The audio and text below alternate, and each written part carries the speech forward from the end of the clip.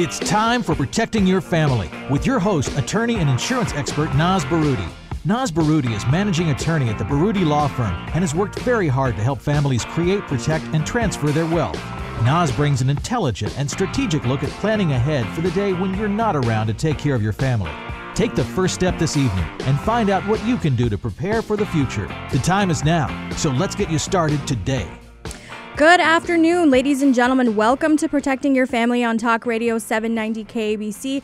I'm your host, attorney Naz Barouti, estate planning guru. And get ready for the next hour. I'm going to give you all the tips you need to know on how to create, protect, and transfer your wealth, but most importantly, how to protect your family.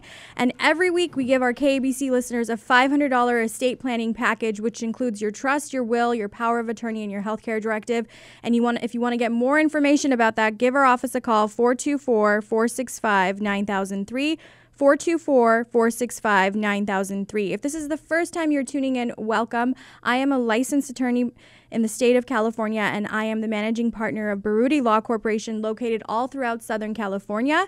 And I want to make sure you have all the information you need to protect yourself, but most importantly, your family, because I think that there's so much misinformation out there, and people try to take advantage of you, and attorneys can be really intimidating, and I just want to be more of a friend rather than an attorney to you. I think that it's so important to be approachable because this is such a sensitive topic.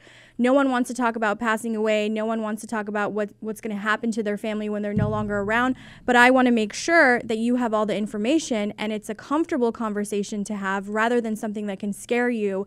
And the price of doing all this, you know, it pushes a lot of people not to do it or put it aside and say, okay, let me save up.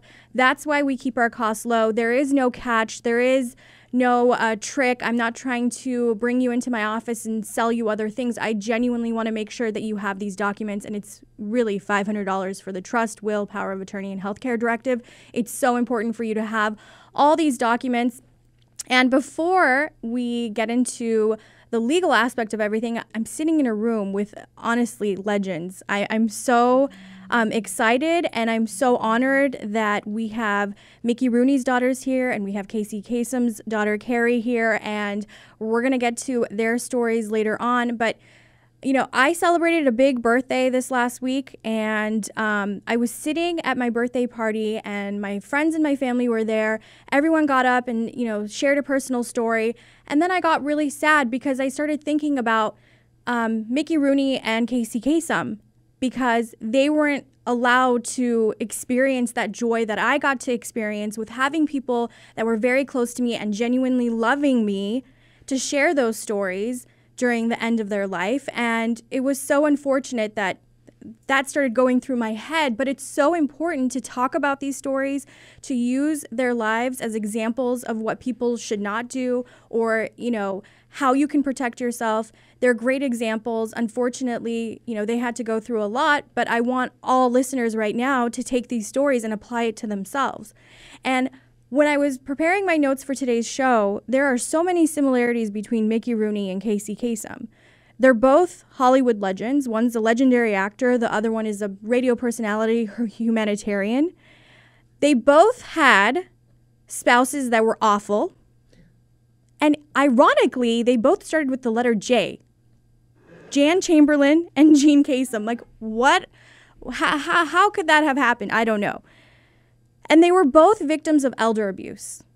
That's the most important thing. They were both victims of elder abuse. And a lot of people think that elder abuse is just physical, but it's also mental, emotional, financial.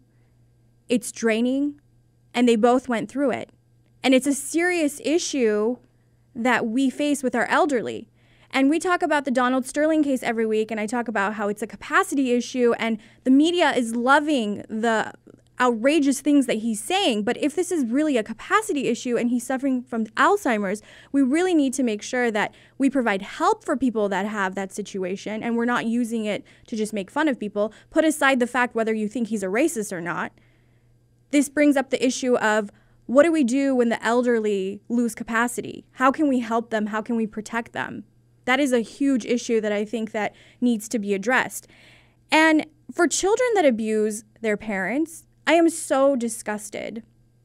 One of our first shows that we did on air, it was about Mickey Rooney and his stepson, Chris Aber. And I went off, and I threatened to hit him if I saw him in the street. I wouldn't do that. But I was so angry, and I just read a quote that he gave to a magazine, and he said, because if many of you don't know, Chris Aber is guilty of elder abuse, and so is his wife.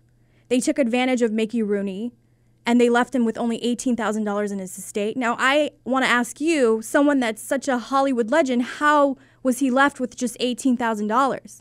That's ridiculous to me. They were taking advantage of him financially, they were abusing him emotionally, and they were taken to court, and there was a $2.9 million judgment that they had to pay. But being the sneaky, slimy people that they are, they declared bankruptcy. So there's nothing left. There's nothing to collect on. And he was just reported saying, I can't even go out to dinner. I'm working at a grocery store. I tell my wife, I'm sorry, you can't go to Taco Bell. Good. You deserve that. You deserve to work in a grocery store. That's an honorable job for someone that's so disgusting like you. I don't feel bad for you. I don't think anyone feels bad for you. You want us to cry for you because you can't go to Taco Bell? Well, I don't feel bad for you at all. I hope you suffer for the rest of your life. And that's what I want to talk about today. I want to talk about how our elderly are getting abused, what you need to do, how you need to protect your family. If you think that your parent is being abused by another sibling or a spouse, I want you to really listen in on this show, and we're going to give you some tips and what you can do to protect yourself. And again, take advantage of that $500 estate planning package. If you want to name someone to make decisions for you that you trust before it's too late, before you lose capacity, give our office a call, 424-465-9003, 424-465-9003. To those seniors, and especially elderly veterans, Army, Navy, Marine, like you veterans like myself, I want to tell you this. You're not alone. And you have nothing, ladies and gentlemen, to be ashamed of. You deserve, yes, you deserve better. You all have the right to control your own life. Everyone does. You have the right to control your life and be happy. Please, for yourself, end the cycle of abuse and do not allow yourself to be silenced anymore. And that was the voice of Mickey Rooney testifying in front of Congress about the elder abuse that he faced. And I'm so honored to be joined by his daughters, Kimmy and Kelly Rooney. Thank you so much for joining us. Thank you. Thank you for having us. Thank you. I know that was a very emotional moment for you. But how are you feeling listening to your dad's voice? Proud. Deeply proud. It took a lot of courage at 90 years old to come before the United States and say what has been happening to him. Now, why did nobody listen? He got up there and said, this is what's happening. Mm-hmm. Why couldn't he be helped? Why didn't you?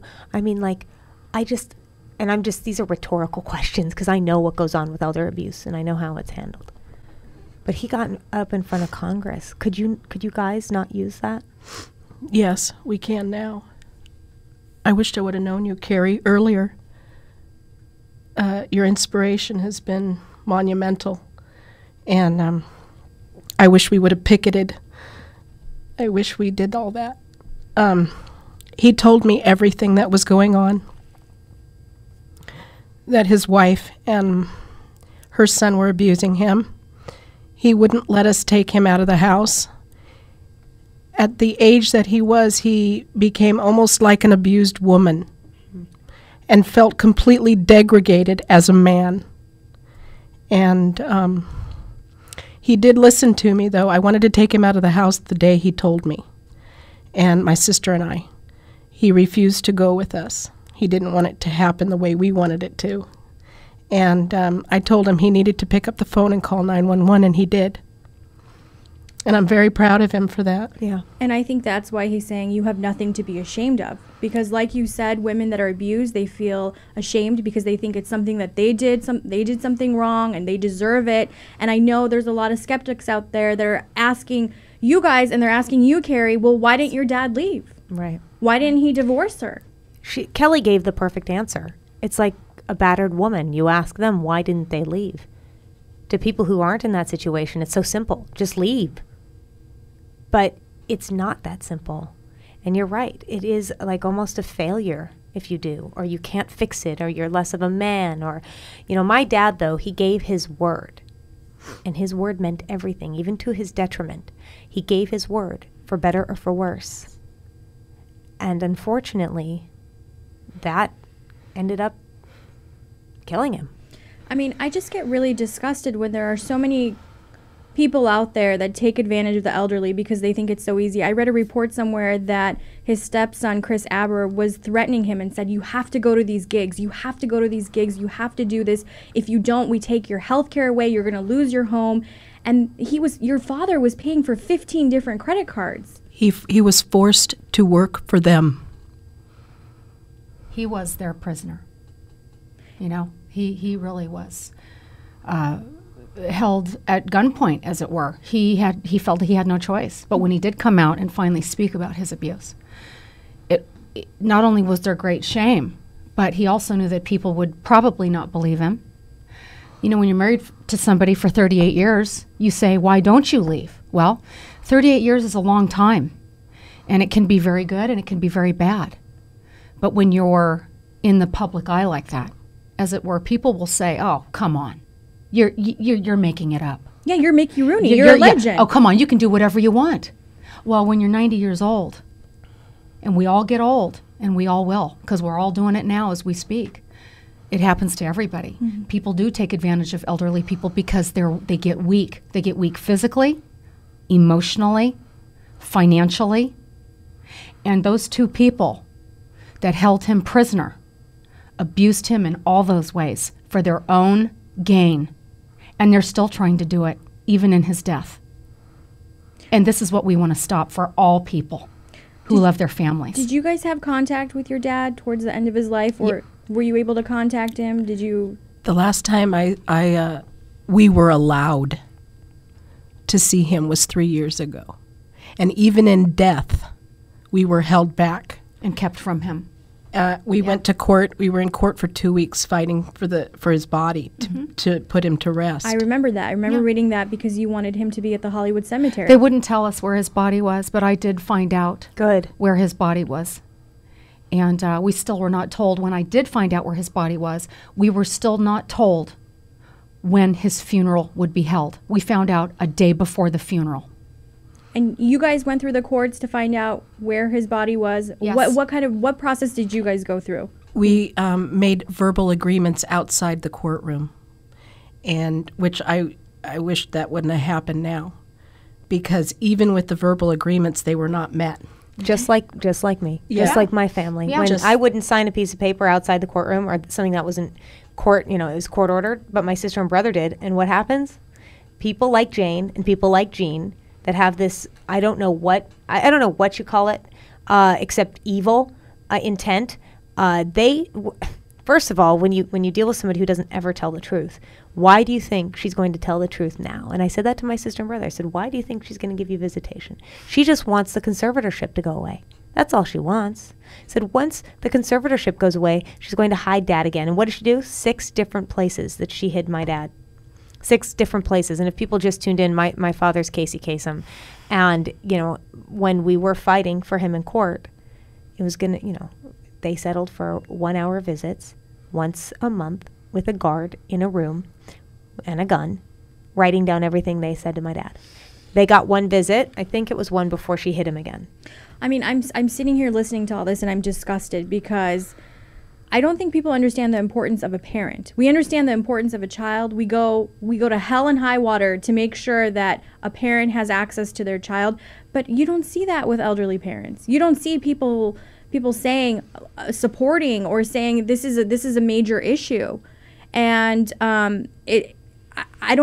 Kerri's probably sitting here and there's so many similarities between what you guys are going through and what she went through.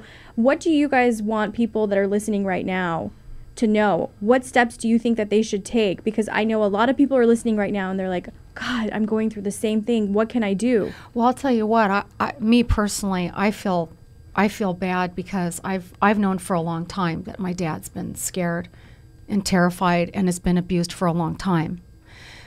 But when somebody doesn't speak up because they want help, it's hard to help them because they have to help themselves, right? Yeah. We all get that. But here's the thing. I wished I would have taken steps earlier. I think my sister Kelly, my brother Michael, and my sister Kerri feel the same way. We knew about it. At least I've known about it for 28 years. I think I should have gotten evidence together. I should have written things down. I should have gone to the police. I should have started tracking what was going on. And it wasn't that I was afraid to do so, but I felt powerless because my dad never spoke up. We knew what was going on, but he never spoke up. Kimmy, we have a caller right now. Let's go to the phone lines. Okay. Hi, this is Talk Radio 790 KBC. You're on with Kelly, Kimmy, and Kerri Kasem. So have you gone through something like this where you've been prevented from seeing an ailing parent? Yes. My father had Alzheimer's, Parkinson's, dementia, and my children and I went to New Orleans to see him, and we were blocked. Who blocked you? My stepmother. Oh, Yeah. so sorry. God bless you. What's your name? Where are you calling from? I'm in San Diego, and I probably won't say my name. Is that okay? Yeah, of course. So why do you think your stepmother was preventing you from seeing your father? I'm really not sure, except for the fact that we, as siblings, did not agree with her moving him to another location because we were afraid that his mental state wouldn't be able to handle the new location she was choosing, and she said she didn't care. So she just blocked us off after that because of the resistance. Yeah. You know, this is alienation. You know, alienating someone from their loved ones, their friends, their family. That's a form of elder abuse. Do you have any questions that you want to ask Kelly, Kimmy, or Kerri? Yeah, I wanted to know if there's anything that could be done in other states, because I realize even though I live here, what happened occurred in New Orleans, and it's been very difficult for my family because that was just the beginning of what happened. There were other things that happened that went along with like not being able to get an autopsy to find out what happened, because my father passed away quickly after that, and he wasn't that bad. He wasn't that far along. It just happened suddenly within that situation of where he was isolated from us. Mm-hmm. Right. Kerri, you went through this. Right, I did. But your father has passed, right? He has. Yeah. Yes. I'll tell you something I've learned through this fight of the last year. It's very hard to prosecute elder abuse. It's very hard unless, and what I've learned is unless that person has been, starved, they're beaten, they're bloody, you find them on the ground when the APS walks in, Adult Protective Services, it's just very hard to prove. And that's why I'm thinking, after this law gets passed, the visitation bill here in California, which we're going to put in every state, that there's got to be some more laws for the elderly so they don't get taken advantage of like this, especially when they get sick, ripped away from their families, taken advantage of financially, emotionally, beaten down. So, if you have enough evidence, if you've collected evidence of being isolated, if his friends were isolated, if you have other families, you can try and collect that evidence, go ahead and write down everything have everybody else do the same. You can go file a police report. You can do that. I don't know, because it's across state lines, you're going to have to look at the New Orleans and what their, I guess, laws are regarding that and regarding moving across state lines. But I'm so sorry that you went through that. I'm so sorry. I know exactly what it feels like. And it's a horrible feeling. So I'm so sorry for what you went through. I'm sorry, too. I'm sorry for you, too. Actually, it helped make me and my family stronger to hear that you were going through this and that there might be hope that there would be some change because it was happening at the same time. Yeah. Well, you're not alone. You're not alone. You're never alone. Yeah, I'm just curious as to how you got the bill started there, because it seems like we ran into every obstacle in Louisiana, in New Orleans particularly, and we didn't know how to overcome them. And we do have some collection of things, but it's still not enough. If you're listening right now and you're going through something similar and you're afraid that your spouse or a child is going to prevent you from seeing your loved ones or other children or other members of your family or friends, I want to make sure that you plan accordingly. You make sure that you have a power of attorney, a health care in place. Your end of life decisions, they are written on paper, and I know money is a factor for a lot of people. That's why we keep our costs low. That's why I provide all these documents for $500 for all KBC listeners. Give our office a call, 424-465-9003, 424-465-9003. And we were talking to Kerri Kasem about the bill that she's getting passed. Kerri, let's talk about the bill a little bit more. Well, the woman from San Diego gave us a call, and she didn't want to say her name. I understand that. But she asked, how did I start this bill? Well, when I was in court November, December, and my sister decided on scrapping the conservatorship because for visitation, which I can understand, but I wanted to fight more because I didn't feel like our visitation was fair. 1 hour once a month with a guard, a gun, and writing down everything you say. So I couldn't sign that piece of paper. So what happened was I said, okay, I got to go above this. This is not happening. We're obviously not winning this court battle here. I mean, we won because we got visitation, but visitation I would not accept.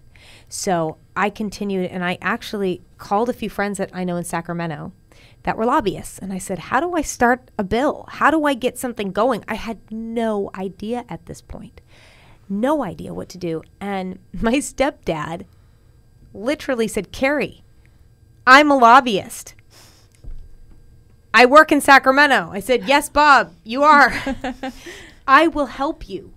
And I didn't understand that because I knew what kind of law he did. And I didn't know you could lobby for all different kinds of laws because he's business law and this different kind of law. And he goes, no, I can lobby your bill for you. He's like, but we have to find somebody to author it. And so then he gave out some senators, some assembly people. He's like, you've got to start asking these people to author a bill for you. And I know that Troy Martin had written a bill years prior to that. And I was introduced to Troy Martin. And he goes, well, I have something. I said, awesome. And I put this team together, and I eventually called it the Kasem Cares Foundation. But I said, let's do this. You've got a bill. Let's find an assemblyman. I've got a lobbyist. I had no idea what I was doing. I just knew that I had to fix this. So we got another lobbyist up in Sacramento, one of my brother's dearest friends, Robert Flanagan, along with Robert Naylor, my guy. And Mike Gatto's office, my Assemblyman Mike Gatto's office, actually heard about this because I was lobbying it on air. I was going on every single radio show saying we've got to do something. People can't be left like this, hopeless and helpless. Mike Gatto said, I want to help you. I want to take this bill on. So he authored the bill. And it was as simple as that. And I had Kelly Rooney here, who's next to me, up and to testify with me that the Senate, that it's not just celebrity families that this is happening to. This is happening to thousands of people across the country. Now you're going through this process. Remember, I told you a couple of weeks ago you're going to make history, and you really are making history. How do you feel about that? That you could possibly have this bill passed and it could go all throughout the United States? So weird. It makes me so emotional because it's not history I'm trying to make. I'm just trying to stop these abusive people from doing this to other families. Mm. You guys know how helpless it feels. It's so helpless. I work. I have a decent job. My sister does. My brother does. We have some money, but we don't have the money that it takes to get a conservatorship all the way through or a durable power. And even if you had that $100,000 to go to court, doesn't mean you're ever going to see your ailing parent again because it could take 6 months to a year. And even then you may not get visitation because it's not just visitation you're asking for. You're asking for control of the person or the estate. And that's, people don't want. Yeah, that We don't want control of their estate or the person. We just want to see our ailing family member. And I want to make that very clear with everyone that's listening, or all the, the negative comments that are out there, that these girls that are sitting in front of me want money. No one wants money. Put yourself in their shoes. Think about how you would feel if one day you woke up and someone said, guess what? You can never talk to your dad again, or you can never talk to your mom again. There is no closure with that concept.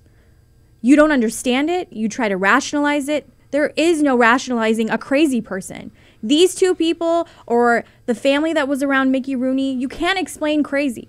That's like trying to figure out why Charles Manson killed all those people. You can never figure it out. You can there can be theories, but these people are sick. I'm not a medical doctor, but one thing that's very clear, these people have some mental health issues. And I'm serious about this. Kerri Kasem, I think, is absolutely crazy, nuts, psycho, manipulative. I think she's living in a horror story in her own head. I think she has like these characters. She tries to put people on a cat and mouse game. It's crazy. Like, enough is enough. Live your life. You got the $80 million in his estate. You have your boyfriend living with you wherever the heck you are in Montreal. He's been living in a Malibu house that Kerri Kasem worked hard for. You are a sick woman. Leave these kids alone. And Kerri, it was all over the media that no one knew where your father's body was, but now there's reports that he could be in Montreal. No, it's just now we know. I mean, my dad's body was never missing. In fact, I put that on my Facebook page. I just wanted to clear things up because my dad's not missing. Jean's hiding him. Kerri Kasem is hiding him. She took him to Montreal. We figured out, my Logan Clark, my private investigator, figured out that Jean had been seeing John Paul Gressy for the last 2 years, living in my dad's condo. I knew he was driving my dad's car. We have pictures of it. But she kept saying that it was the driver. She told people that it was her driver. But we know that's not true now. And we also found out that John Paul Gressy is from Montreal, Canada, and his father's business is 5 miles from the funeral home that my dad is at. That is disgusting. I know. My dad has no connection to Montreal whatsoever. But let me tell you something. The game she's playing, moving his body from state to state and hiding it. And like a chess game. Right. But I mean, let me tell you something. It's She's ludicrous. still trying in life, as in death, or as in death as in life. Either way, she is trying to hide him from us and his family. But you know what? She can't do that anymore. Right. My dad What is she with doesn't us. realize is that it's over, and she can't hurt him anymore. No. I mean, it's over. And she can't hurt us. No, and Dad she is with us. And because he's a free. part of you. You're right. Kelly and Kim, Yeah. you guys Yeah. went through something like this, where there was Absolutely. a fight over where your father was going to be buried. It was supposed to be the Hollywood Cemetery, and they were trying to bury him somewhere else. Let's talk about that a little bit, what you guys went Well, I through. don't really think it was a fight about where he was going to be buried. She wouldn't tell us where his body was. It was never announced to us where my father's wishes were to be buried. But I did find out personally that his body was at Forest Lawn Cemetery in Glendale, where our mother is buried. And this is Mickey Rooney. Yes. And she wanted him buried in Westlake. And Where she where she lived, but where she she was was going to be lived. buried. But she had no relationship with him for like almost a year. No, it's been almost 3 years. 3 years? They've been legally separated.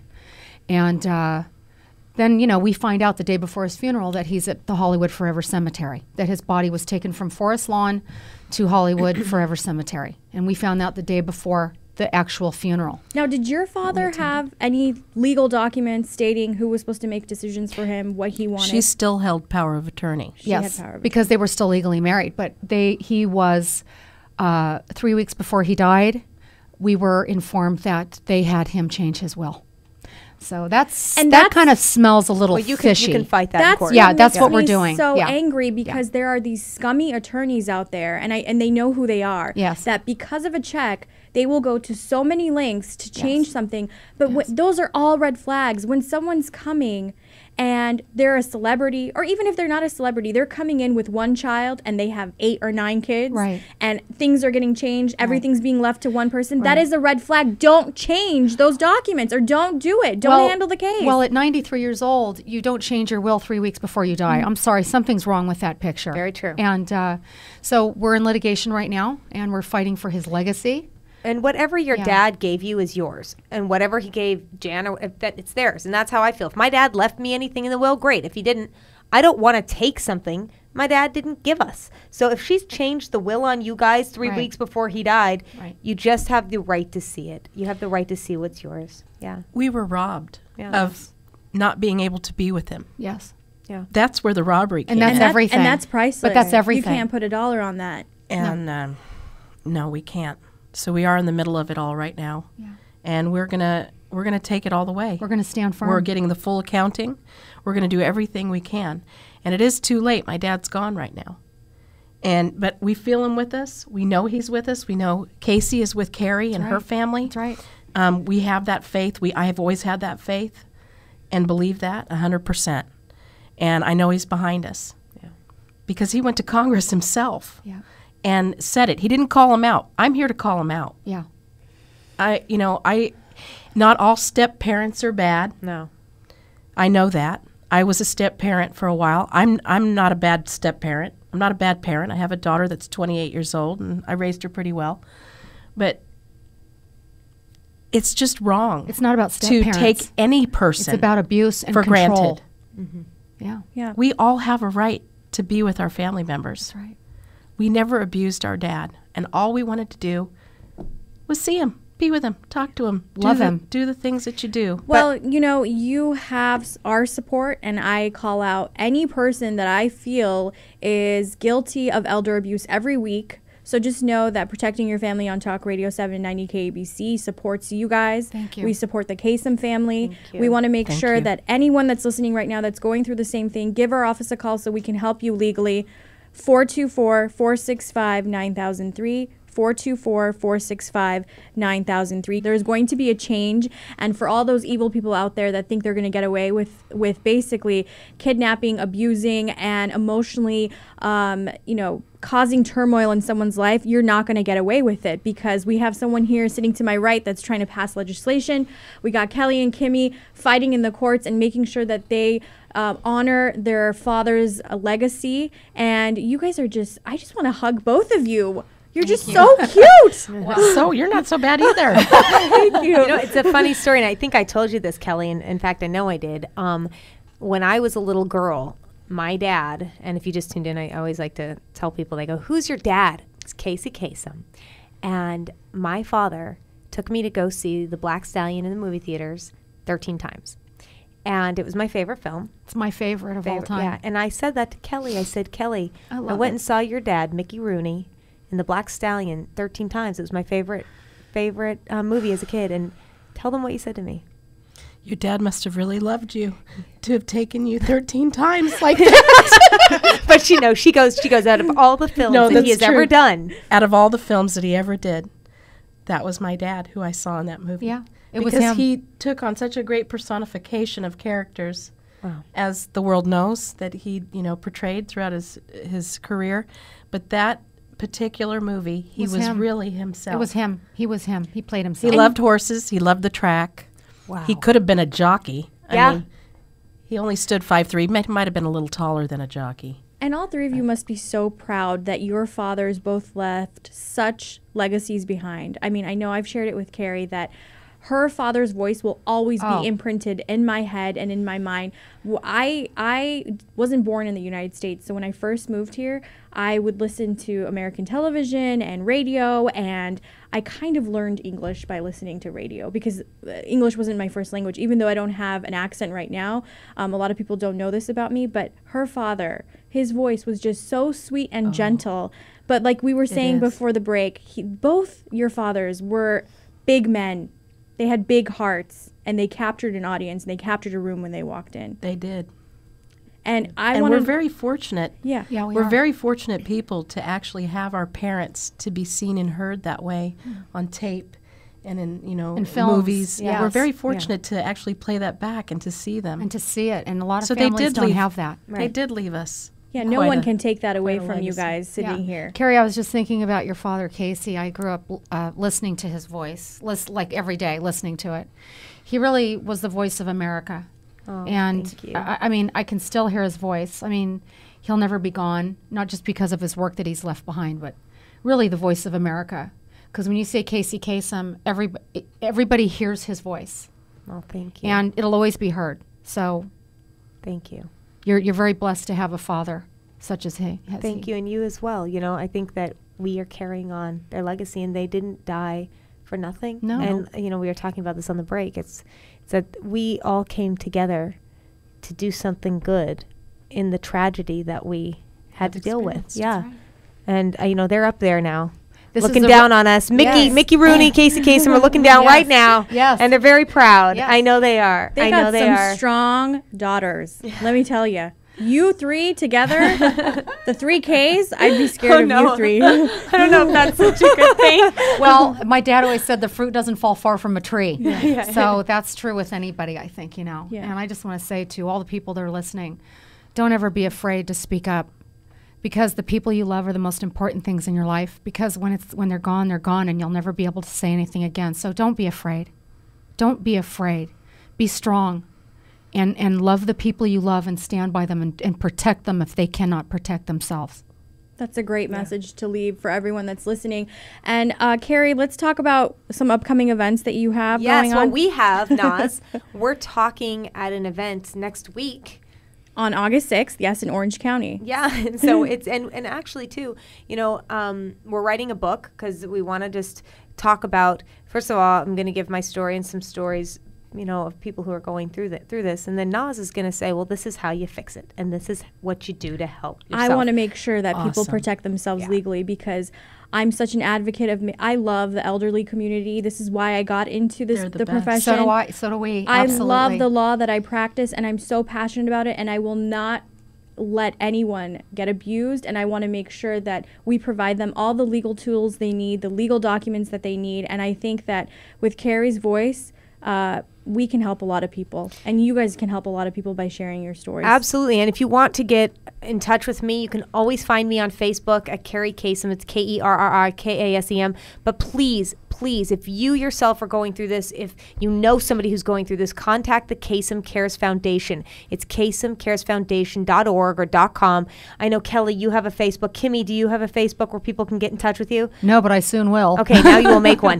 But people will reach out. Yes. And if you can help them too by just telling your story. Yes. And just, I mean, it's very hard when you think you're the only one going through it, or when there's no help. And it's a very... Well, abuse is very isolating, and Yes. you think you are alone, but Yes. you're not, unfortunately. You know, it's rampant. Yeah, and social media is such a great outlet to make sure to continue your father's legacies. I know it's Mickey Rooney Mondays, and I love waking up on Monday mornings and getting a great picture of him or a video clip. I love that. Did you start that? No, someone by the name of Michael Austin did that. I love It's that. really cool. Yes. Mickey It's Rooney cool. Mondays. Mickey Rooney Mondays. Yes. Hashtag Mickey Rooney Mondays. Yes. That is Great awesome. photos. Great photos. Yes, so I love it. I love that's my joy, waking up Monday morning, getting on social media to see those pictures. Thank you, Naz. Yeah. And So- is that on Twitter? It's on on Facebook. So it's just Mickey Rooney Mondays Yeah, on Mickey Facebook, Rooney and so Mondays. you And I share have a it. lot of photos, and Yes. I also Okay. have been sharing a lot of photos. You know, actually before he passed, I started doing that. Personal photos, yeah. Okay. Oh, Yeah. that's beautiful. And if you're listening and you want to get some legal help, definitely give our office a call, 424-465-9003, 424-465-9003. I will offer that $500 estate planning package to all KABC listeners. Give me a call. I don't bite. I'm really friendly. I meet with you one-on-one. I'm not going to hand you off to an assistant. I'll go through the process with you. Just come and talk to me if you just want to hang out for an hour. And I guarantee you, 9 out of 10 times, clients always hug me when they say goodbye. And then there's that awkward, like, back and forth, like the last date, you know, your first date, like, can I hug her? Can I kiss her? What can I do? And I'm like, just come here, you big guy. God bless your heart, Naz. God bless you. If you want to get more information, definitely call us 424-465-9003 and join us on the August 6th event. Yes. Now that's going to be up at. Hopefully, you're going to put it up on your site as well. Yes, but I will put it up. it's up Kerri, right now. where is it? I'm sorry. It's KerriKasem.com. Where is this event? Mission Viejo. Oh, okay. Mission Viejo. So it's go to KerriKasem.com and it should be up there. But Naz, you're putting it up on your yes, site. I'm going to put it on my Facebook. Visit my website, baroutilaw.com, BAROUTI law.com, Twitter, LinkedIn, Facebook. We'll put it everywhere. We'll put it everywhere. Yeah. But definitely message Kerri if you're interested in coming, and she can give you more information about it. Excellent. Yeah. Great. So I wanna change gears a little bit. I want you guys to each share your most favorite memory of your father. Oh. And I know there's that's so tough. many to There's choose so from. many crazy fun ones. You have no idea. But I do have one. I'll speak of it. Kelly will laugh too because it was just the funniest thing I've ever. One of the funniest. My father used to live in Fort Lauderdale, and we used to go there every summer. Bad time to go, but it was fun. 120 degrees. It was great. So we're staying at the Walt Disney World Hotel, and we're all in one room, like 15 of us. And my dad comes out of the bathroom and he takes his underwear and he starts shooting it across the Kelly's dying. He starts like a boomerang. He starts shooting it and he starts making these noises and he's shooting it across the room at everybody. Okay, this is Mickey Rooney. You have to picture Mickey Rooney shooting his underwear and at his they were like sorry, Dad, if you can hear us. They were like gold Fruit of the Looms. You know what I'm saying? And he's like shooting him and hitting all of us in the face. And I have to tell you, we were all just like running and screaming. Oh my God. And we must have laughed for 4 hours. He wouldn't stop. He was shooting his underwear at everybody. Who needs Walt Disney World when you have your But you know what? Hilarious. But you know, he was a human being and he was having fun. Yeah. And that was one of the funniest as a child. One of the funniest things, seeing my dad be like a child and just have fun with his kids. It was an amazing experience, just to have that type of a moment with him. Yeah. Kelly? It was funny. Well, on the guise of Sorry, Walt Dad. Disney, a lot of people don't know, but my dad, Mickey Mouse, was named after my dad. What? Mm-hmm. Yes, Walt Disney was an animator at a studio, not MGM, but he was an animator at a studio, and my dad was very young and was walking down the street of the studio, and Walt Disney stepped out of his room there and saw my dad walking by, and he says, "Mickey, come here. I come here for just a minute. I want to show you something." And he brought my dad into his room and picked him up, literally sat him down on his drafting board. Picked your dad up? Picked my dad up because Which he was wasn't little, hard to do. and he was very young when he started out. Okay. So he was young, he was very young. Okay, I'm thinking of your dad Literally, as older, and I I'm know. like, and then he Walt picked Disney him up when he him was up. 90. No, Okay, no. Okay. What's happening here? Okay. No, he picked him up, set him down on the draft board, and said, I want to show you something, Mickey, and began to show him pictures of Mickey Mouse that he had drawn. And he says, I'm thinking about naming the mouse Mickey. What do you think of that, Mickey? And my dad said, well, that's a very nice name, Mr. Disney. He goes, all right, then. His name is Mickey Mouse. That is so yeah. And cool. Wow. And my dad told me that, and I'll tell you, I didn't believe him at first. Been to Disneyland many times, but there's a lot of history there. Yeah. My dad has a lot of history, decades and decades of film history there. That's just a bit story. I love that. Not a lot of amazing people story. know that, but I'd like to share that. I love that. And Kerri, we're running out of time, but you share. Quick story. There's so many. But when we were little kids, my dad was magic. I'm telling you, I remember this, going down Sunset Boulevard, my dad turned around and goes, I can make the sun disappear. And we're like, yeah? Dad, how do you make? And he goes, watch. And he went, and the sun would disappear. What's happening, Dad? How did you do that? Sun's back. We would go by the tall buildings, and every time we went by a tall building, it would cast a shadow on the car we were driving. And he saw the shadow across the street, and he goes, okay, guys, it's coming now. And it would go dark again. And he would turn the light back on. And we thought my dad was magic. Like he was just magic. And I remember that. As a little kid, we thought he could make the sun But he come was and go. magic. He was. All both Still of is. your dads. And Both of always your will dads. be. Both of your dads. Yeah.